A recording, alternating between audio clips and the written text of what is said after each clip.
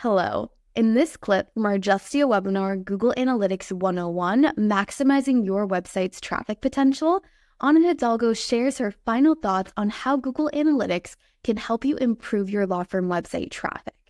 If you want to see more Justia videos on law practice and legal marketing, be sure to subscribe to our channel. So that's it. I think we've gone through, the most important reports. I hope that you find these reports useful.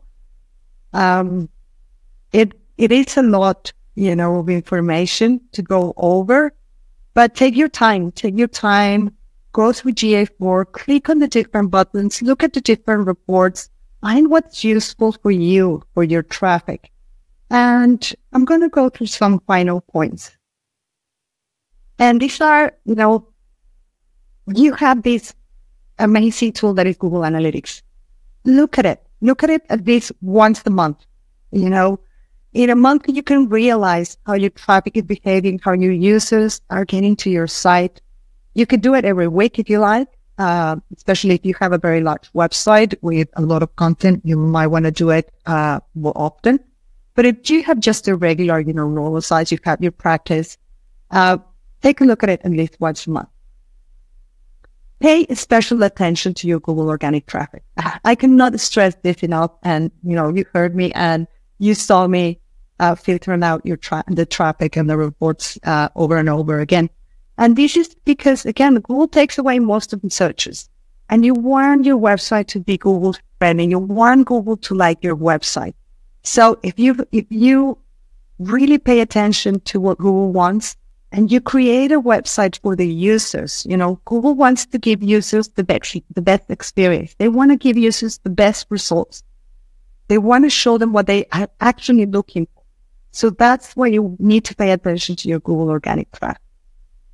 Then you're going to look at for drastic changes or sustained negative trends or even upward trends. If you see a change in your traffic, something is going on. Did your content change? Is your content outdated? Was there a change in your URLs? Did you gain or lost links? So try to look for that and then try to find a reason of why your traffic changed. And monitor Google algorithm updates. Now, Google, as I said, is changing the algorithm constantly. They change it all the time. They want to make it better. Where can you monitor this? Well, you can use the Google search block. Every time they do an important update, they will put a post out there, especially if it's a core update. Or you can look at resources like Search Engine Man, which is a very good publication with a lot of SEO valuable information and with a lot of Google valuable information.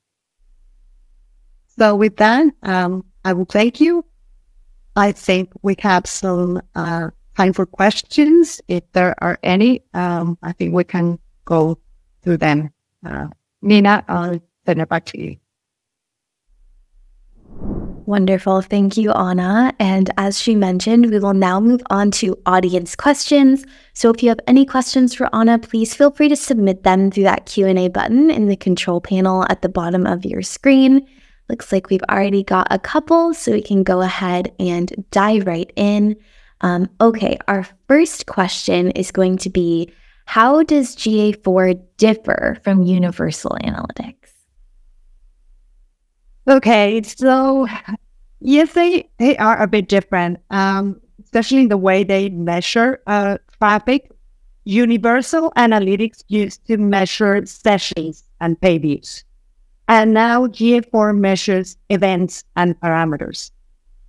So that's one big difference. Another one is we used to look a lot at the bounce rate in Universal Analytics. Well, it's no longer there. Why? Because now Google wants you to focus on the engagement. They want to know what people are doing on their website rather than just visiting a page. Also, there were a lot of concerns with privacy. So now the IP addresses are anonymous. They didn't used to be like that before, but now in Google Analytics they are. Another thing, and something that we don't like very much, is that now Google Analytics 4, it only allows you to retain your data for 14 months. Universal Analytics, we had years and years of information in there, so that's, a bit trickier. You can still get your data and use, other tools where you can save all these data, but in the past, you used to be able to do it with Universal. Another thing is GA4 has machine learning. And you can see that, when I see in the different reports that I told you that some of them were personalized, well, it happens because Google learns how you're using your Google Analytics. They also have the cross-device reporting. If you have an app, your website, you can measure it that way. And as I said, events are more important now. So Google comes with sort of a setup now that they have automated events tracking. You can create more, but they have a setup, already in GA4. I think those are probably the biggest changes that you will see. Thanks for clarifying that, Anna. Our next question is, how do I check if GA4 is installed correctly on my website? Okay. So, hopefully you have some an expert or someone that really knows how to install, your GA4, because it can happen. If you don't put the measure ID correctly on your back end, if you don't add the snippet in the right way, well, Google is not going to track anything, or it's going to track it in the wrong way. So how can you see? You can actually use the same Google Analytics, the first report that we went in, the home dashboard. And you, as I said, you have on the right-hand side, we have like the live information. So in that live information, you will see if there are any actions. So open your website, click on different buttons, and that should reflect on those real-time data, section that we get. There are other ways, there's the Google Tag Assistant, which is a tool that you can download, and that way you can check the different snippets that you have on your site. But I think the easiest way to do it is just going into a real-time report. Awesome. Thank you. Our next question is, can you explain how event tracking works in GA4 versus the Universal Analytics page view based tracking? Okay.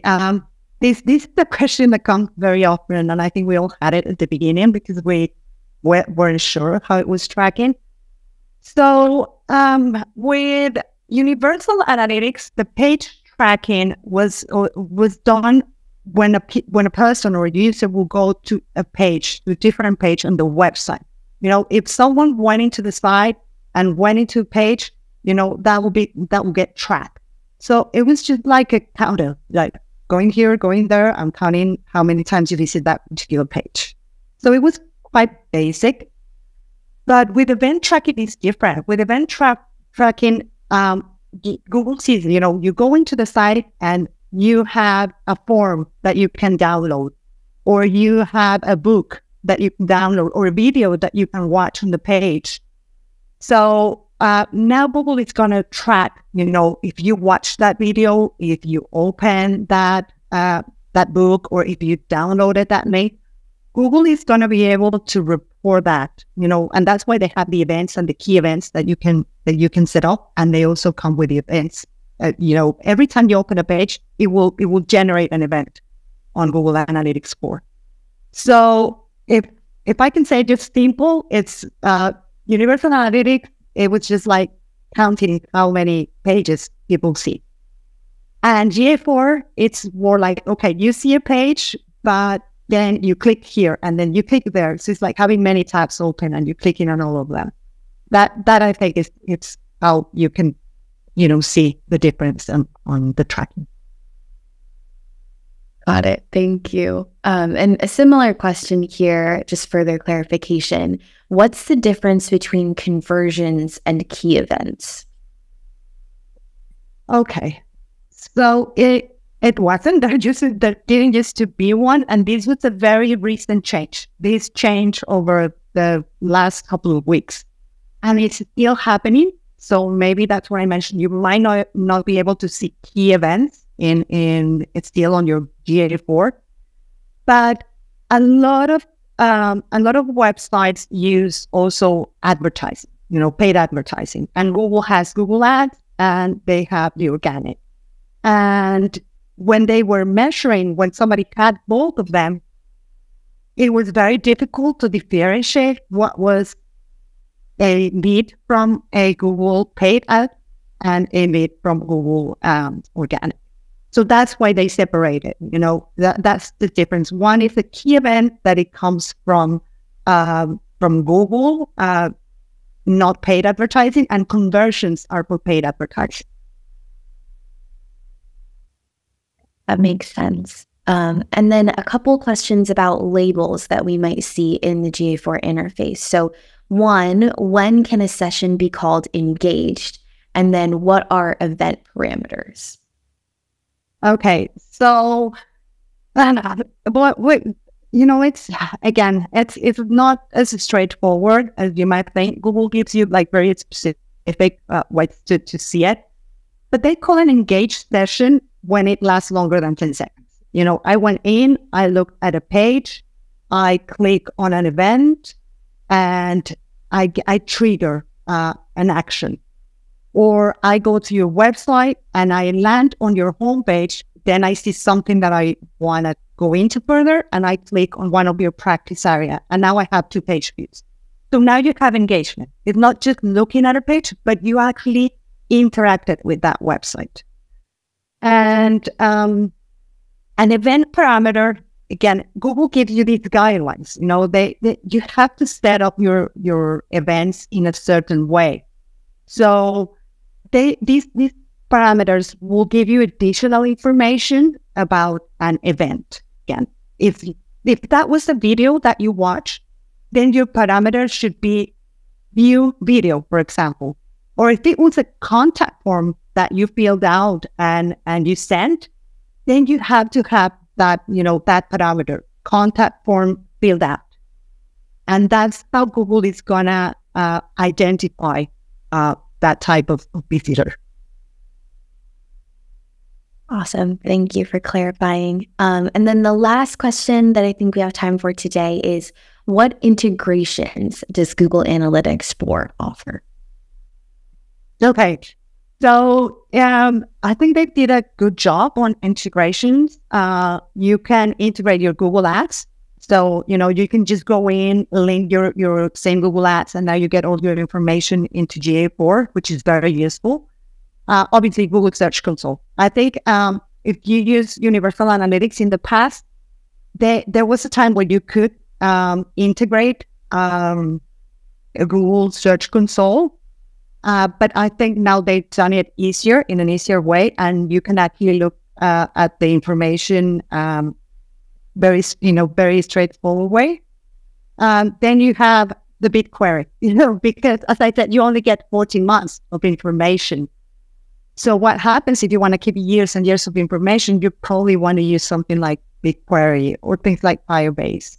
So yeah, they do come with quite a few ways to integrate it. Awesome. Well, thank you, Anna, for all of that additional insight. And thank you all for all of your questions. We're going to wrap up for today. We want to thank you for joining us for another Justia webinar. Thanks for watching. We hope you enjoyed this video. And if you did enjoy it, please hit the like button and subscribe to our channel for more videos on law practice and legal marketing. See you in our next clip.